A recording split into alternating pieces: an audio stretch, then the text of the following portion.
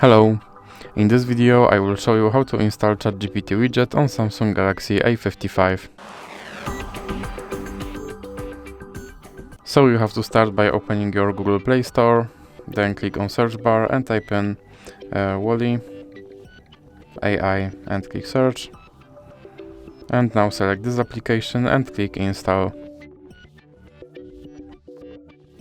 Now you can click open.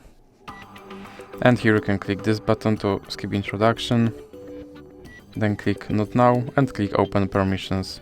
Then click on this application to allow this app to appear on top and then click back.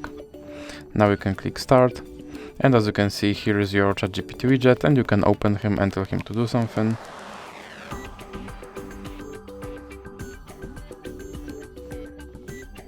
And as you can see, he responded. And if you want to remove him from your screen, just drag him into the X icon in the middle. So that's it for this video. If you liked it, please remember to leave like and subscribe.